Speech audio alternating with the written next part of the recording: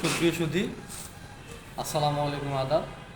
আমি মোহাম্মদ রাকিব শাহ, সহকারী শিক্ষক শারীরিক শিক্ষা, সৈয়দপুর ইসলামী উচ্চ বিদ্যালয়, সৈয়দপুর, নীলফামারী। আজকে আসছি আমি নীলফামারী জেলা প্রশাসকের এই ব্রিটিশ আমলের যে জাদুঘর আছে, জাদুঘরটা আমরা একটু দেখব।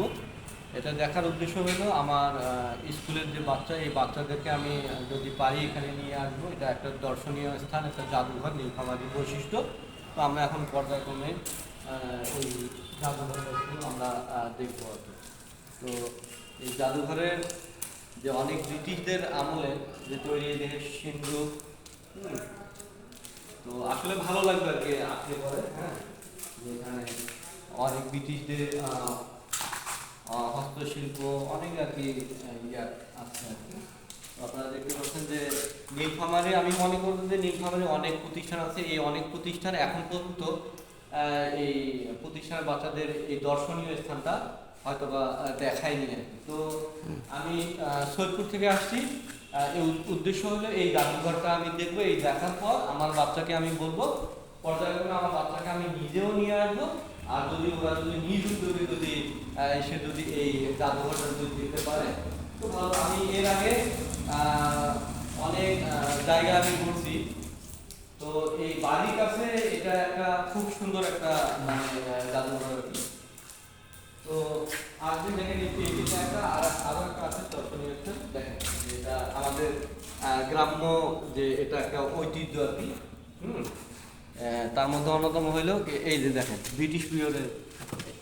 আচ্ছা দেখেন এই যে এটাকে বলা হয়, কি বলা হয়, খলাই বলা হয়, খাপাড়ি। হ্যাঁ সাপাড়ি আগে এটাকে সাফারি বলা হয়। হ্যাঁ, যে কৃষকদের কাজ করতো, কৃষকরা কাজ করতো বৃষ্টিতে, হ্যাঁ বৃষ্টি থেকে জমি জমি চাষ করতো লাঙ্গল নিয়ে, হাল হাল বইতো গরুকে নিয়ে। আচ্ছা এটা থাক, আমি পরে ইয়ে করবো। ঠিক আছে, সমস্যা নেই। দেখেন এখানে দেখেন এই যে ঢেকি রংপুর জমিদার বাড়ি আধুনিক যুগের বাচ্চাগুলা এগুলো দিয়ে যে ঢেকি, এটা ঢেকিতে কি করা হয় এটা শুধু বইয়ে পড়ছে। তার একটা নির্দেশন হইলো এখানে আছে আর কি। তো বাচ্চারা এখন শহরের বাচ্চারা এইটার সম্পর্কে অবহিত নয়। তো নিয়ে আসলে পরে আমি মনে করব যে এই সম্পর্কে, এই ঢেকি সম্পর্কে, ঢেকিতে কি করা হয় প্রাচীনকালের, যে এখন বর্তমানে যে আধুনিক যে রাইস মিল, এই যে আমাদের স্বাস্থ্যের ক্ষতি হচ্ছে। পূর্বে ছিল এই ঢেকিতে ধান বেড়ে কিন্তু ভাত খাওয়া হতো আর কি, ওটাই ছিল স্বাস্থ্যসম্মত। এখন তো স্বাস্থ্যসম্মত নয়। এখানে দেখেন অনেক প্রকার ব্রিটিশদের এই যে বিভিন্ন দেশের টাকা পয়সা, মুদ্রা আর কি। এখানে দেখতে পাচ্ছেন যে অনেক দেশের মুদ্রা এখানে জাদুঘরে সংরক্ষণ করছে আর কি।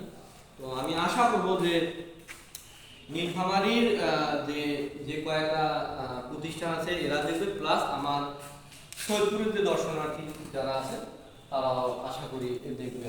হ্যাঁ রাইট, ঠিক আছে, ভালো থাকেন, আসসালামু আলাইকুম, ধন্যবাদ। ঠিক আছে, আপনি এবার নিয়ে আসবেন সুন্দর, আপনি ভালো দিক দর্শন বানিয়ে নিয়ে